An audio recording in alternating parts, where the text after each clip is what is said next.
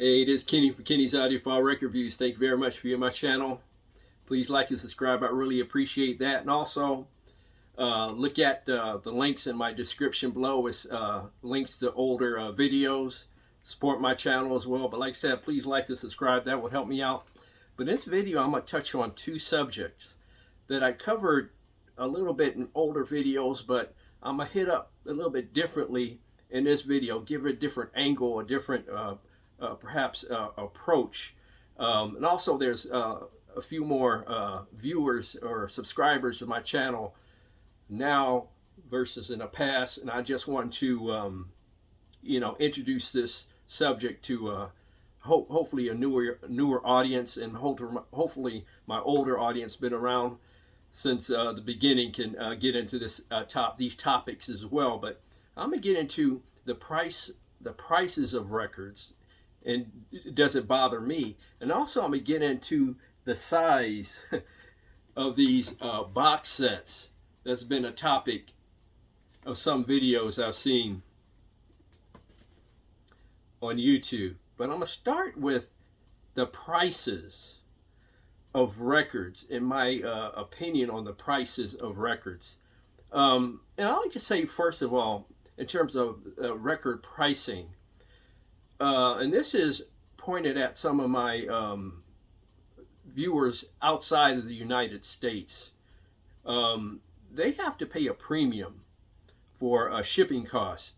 And it costs, for one of these $150 box sets, they have to pay a premium on shipping alone to get those sets to them. And a lot of them, that shipping cost is a hardship. I wish there was a means or mechanism in place so international buyers pay the exact same price as domestic buyers here in the United States in total. For example, if I pay $150 for this box set with tax and shipping included, I forgot what the total was, but let's say it's $175.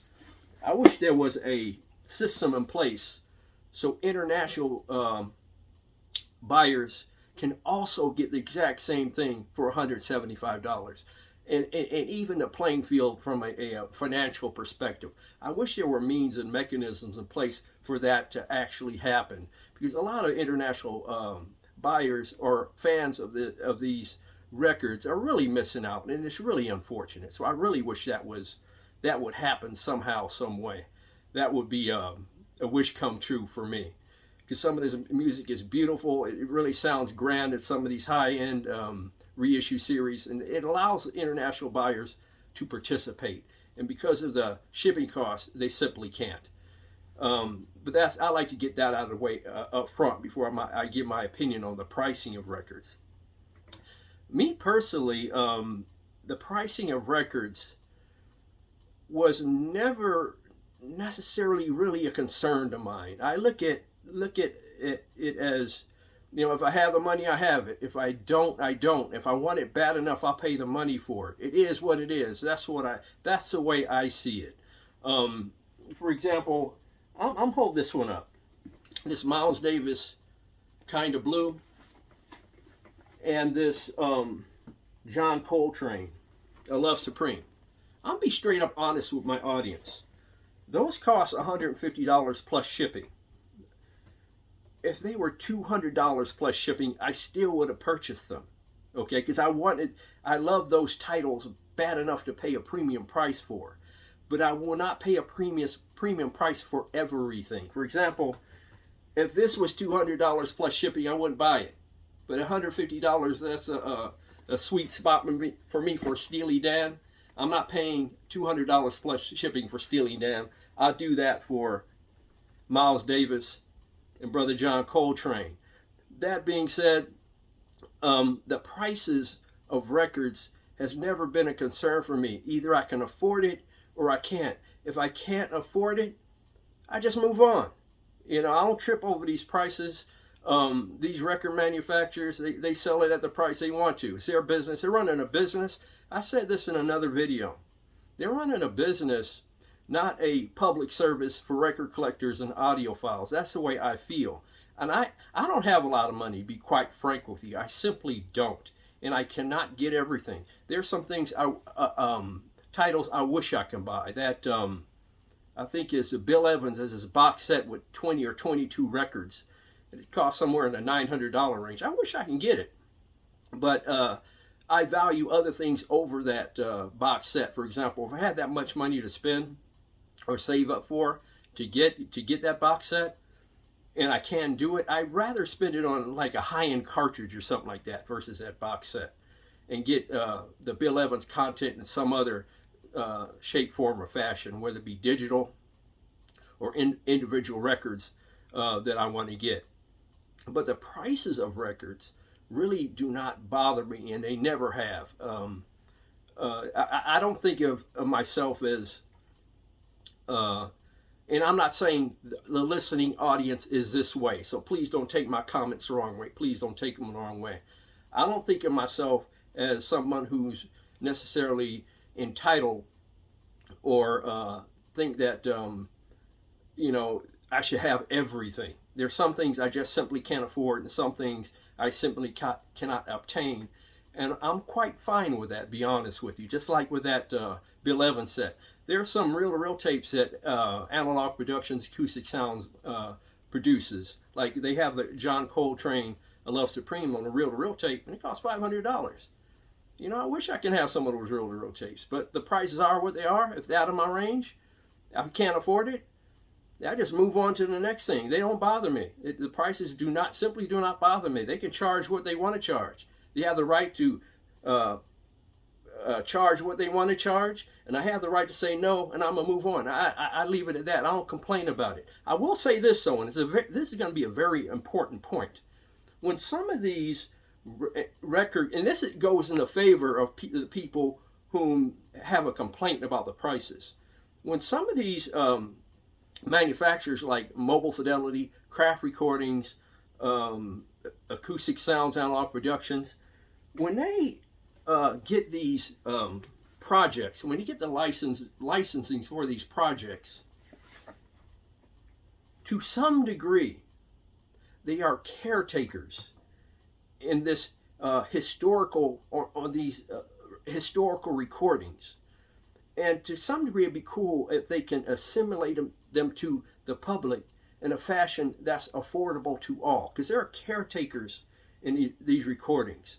So from that point of view, I understand the complaint of people saying, hey, you got access to this master tape, and you decide to sell a bunch of 150 box sets with it. I get that point of view, I really do. But by and large, for the most part, prices do not bother me. If I can't afford it, like I said, I just keep it moving. I just go on to the next thing, and so from that perspective, the prices do not bother me. I buy what I can afford, and everything in life. And I don't think of a record as something essential and necessary and important and critical to human life and daily living, like the price of gas, the price of food, the price of housing, things that are actually really important. So in the grand scheme of things, the prices of records are not that important to me. Like I said, I buy what I can buy. If I can't afford it, I just move on. That's my opinion on the prices of records. They really don't bother me. There's been some talk on some YouTube videos about the size of these box sets, that they're too big and bulky. And I listened to some of the commentary in those box sets, and I get it, because I heard somewhere, and I don't know if this is true, that these box sets by Analogue Productions Acoustic Sounds were modeled after this classical series, and it's called Soria. Please forgive me if I'm mispronouncing that name. Soria, Soria,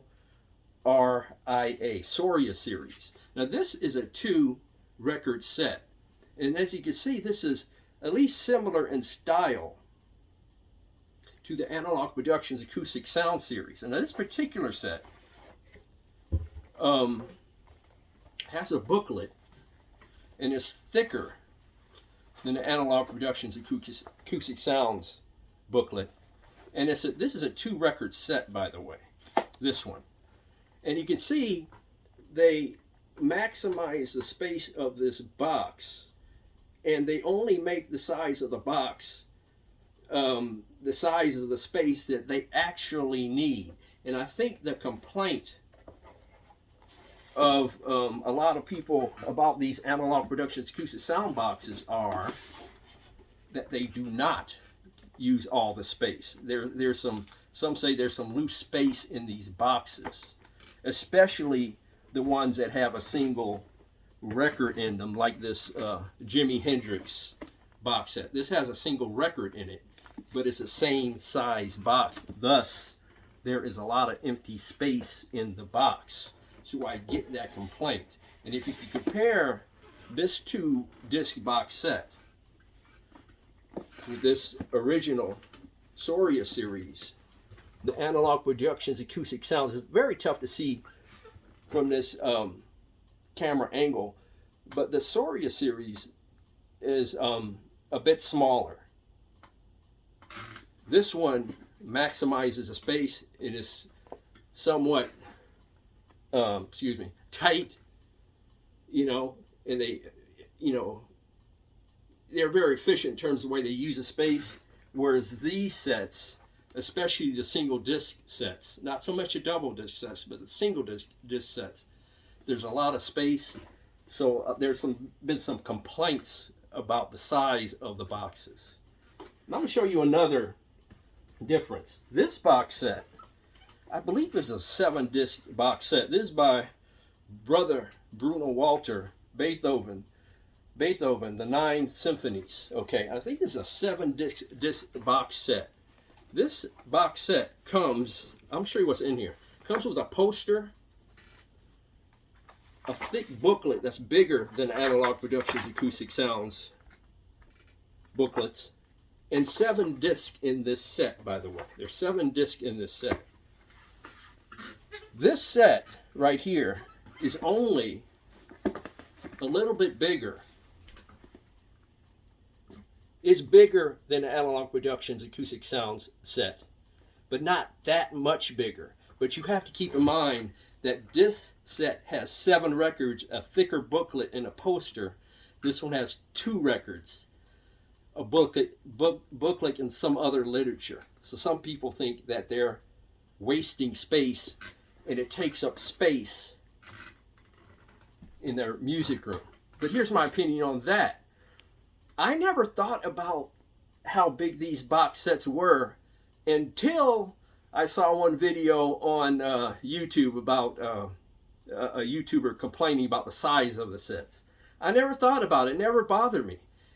My space here in my music room is small. It's cramped compared to a lot of some of you out there who have bigger music rooms. My space is finite. Obviously, it's not bigger, expansive, and infinite. And to be quite frank with you, the size of these box sets don't bother me. I think they're actually beautiful. And I assume they want to, these discs that sets that have 1 disc, they want to keep a more universal size for the entire series. Here's another Soria set LP. This is a 1-disc Soria LP. And this is a 1-disc Analogue Productions acoustic sounds LP. And see the difference in size. Whoops. See the difference in size. The Soria 1-disc is considerably smaller than Analogue Productions acoustic sounds single disc set. So I get the complaint about the size, but the size of the boxes don't bother me because I honestly think the box is actually beautiful as is. I don't think they're too big for me. I love the beauty of the boxes and the uniform size of the boxes, even though I have a finite space. But please leave your comments about the size of these boxes in the comment section below and the prices of records. It would be pretty interesting. Please like and subscribe to my channel. Thank you very, very much for viewing my video.